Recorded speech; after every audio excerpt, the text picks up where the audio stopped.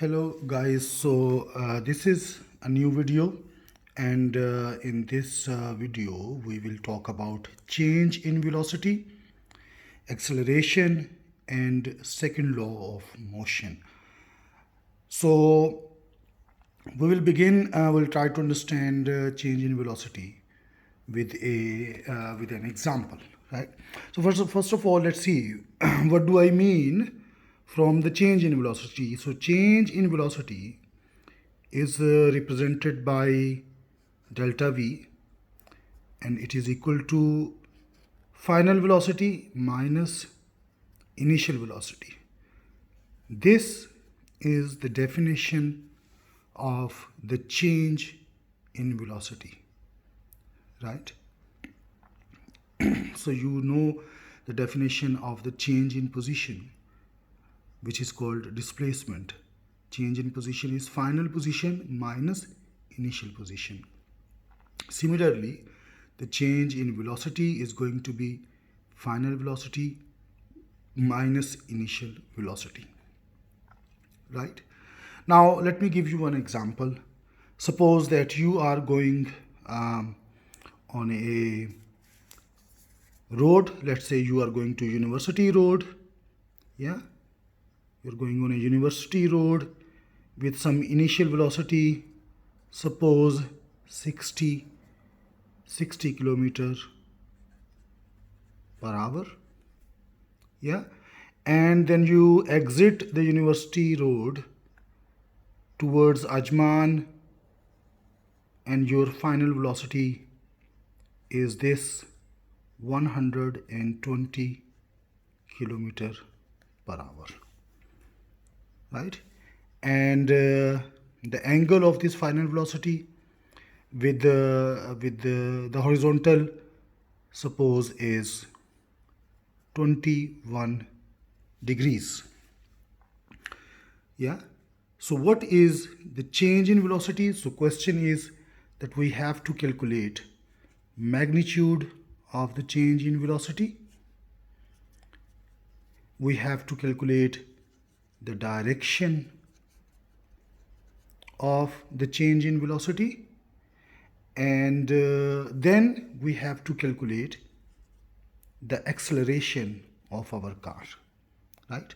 I will define acceleration later, but this is our problem. And finally, we want to know that when we increase the velocity, when the velocity is changed, what is the force that was acting on it. So this is our problem. Yeah, so we are going to solve this problem.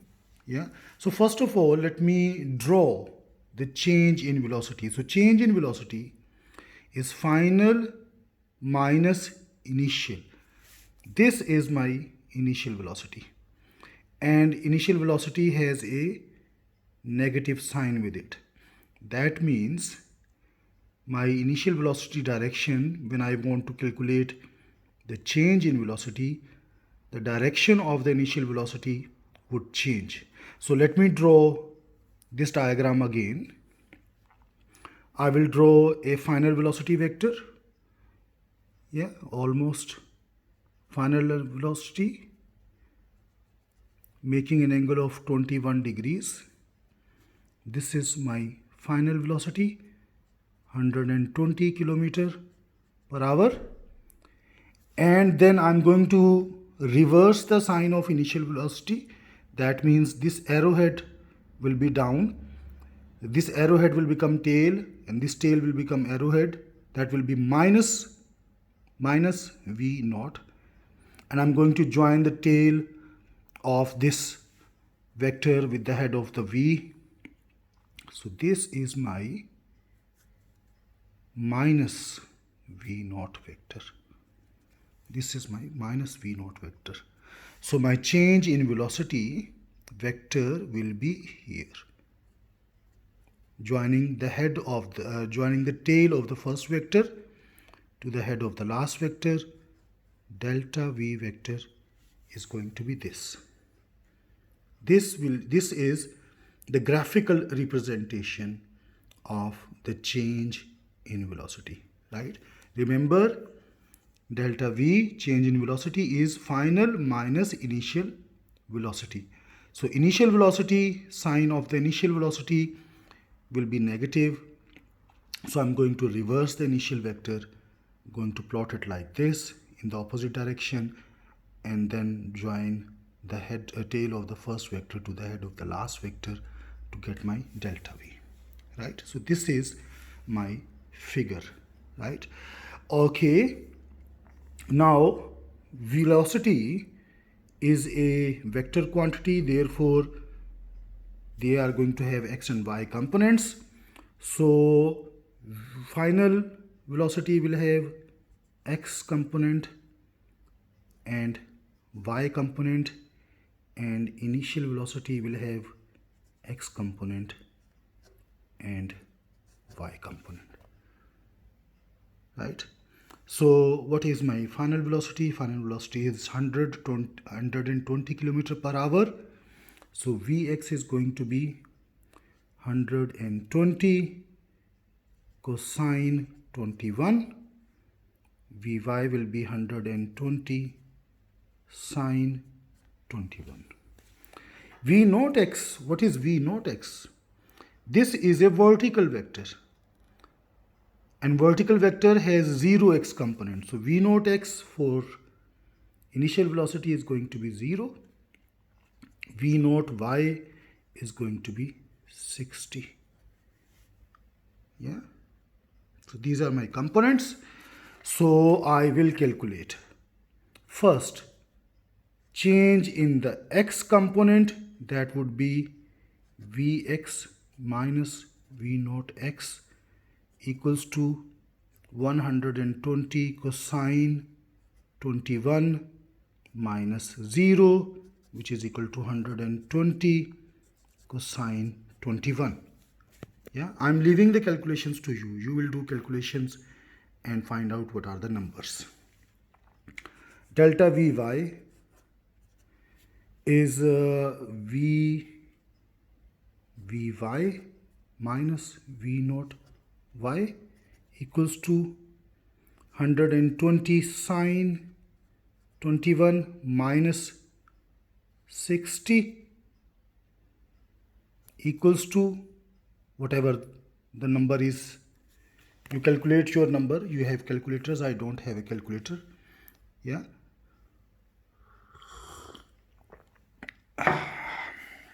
The tea is really nice. Yeah. Okay. So how do I calculate my delta V now? I will calculate by using Pythagoras, which is delta Vx squared plus delta Vy squared under root. So I will put in these numbers here. This is delta Vx, this is delta Vy. Please calculate the numbers, substitute your numbers, and write your value for delta V over here. Find out what is that number. So this is this part. We have solved this part, delta V. We have calculated magnitude of delta V. Direction, how do you calculate the direction of delta V? Well, easy. You understand that. You already know that. It is theta is equal to tangent inverse delta Vy over delta Vx. Substitute your numbers, yeah, and write your answers in degrees. What is your answer? Write your numbers here. This is my second part. Now acceleration. What is an acceleration? Acceleration is defined as, definition of acceleration is this. Acceleration is defined as change in velocity divided by change in time, delta V over delta t. So I already have calculated my delta V over here, right? And what is my delta t? We didn't mention delta t. Let's say delta t was 0,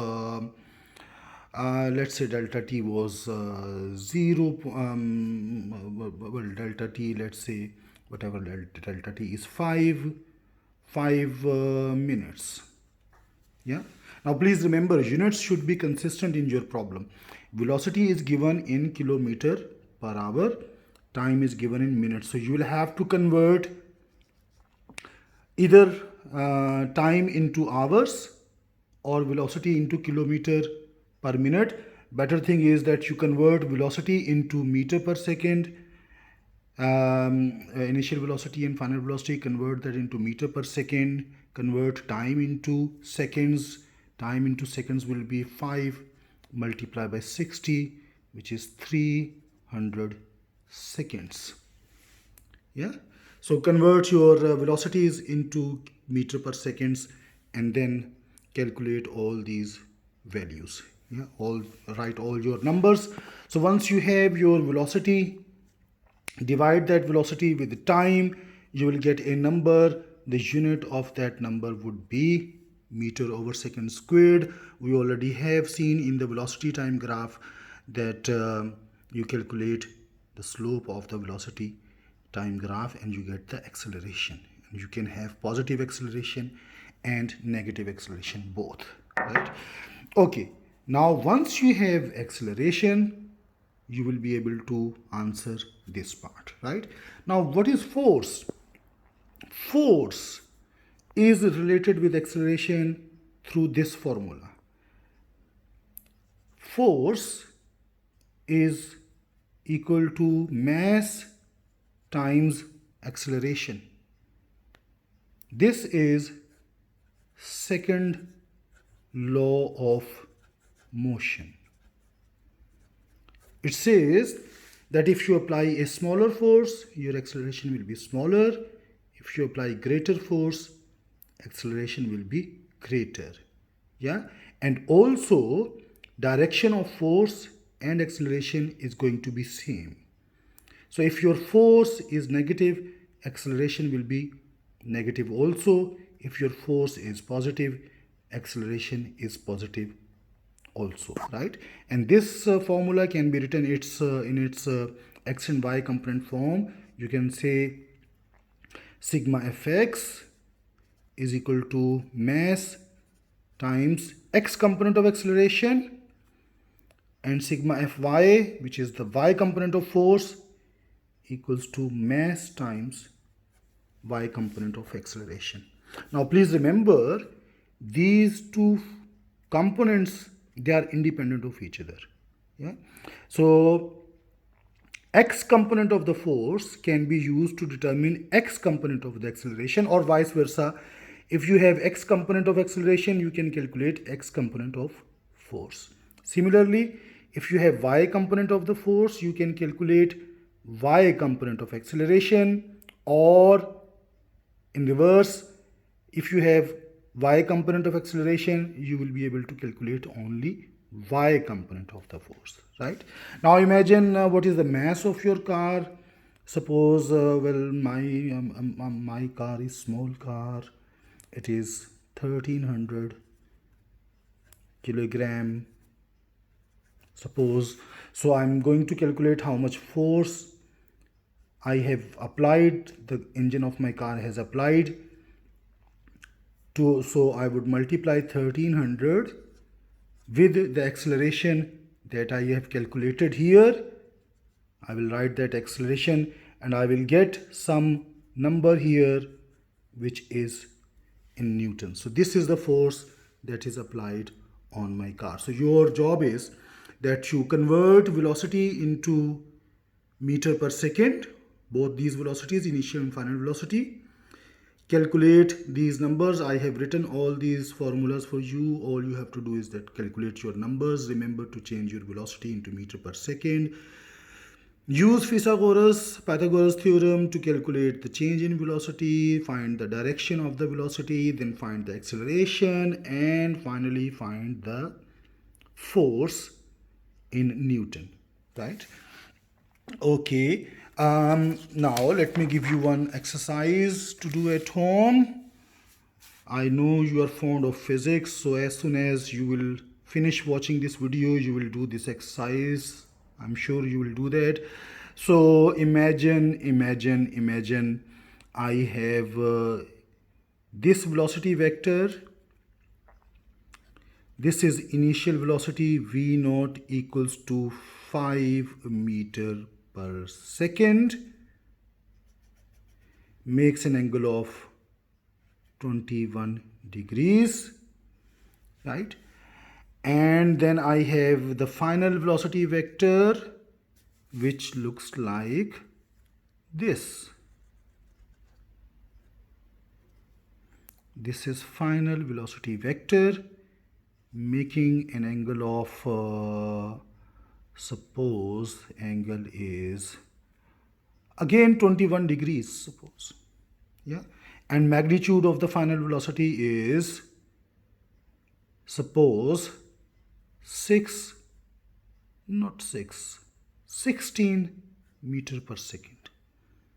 So find the change in velocity, find the direction of the velocity, right?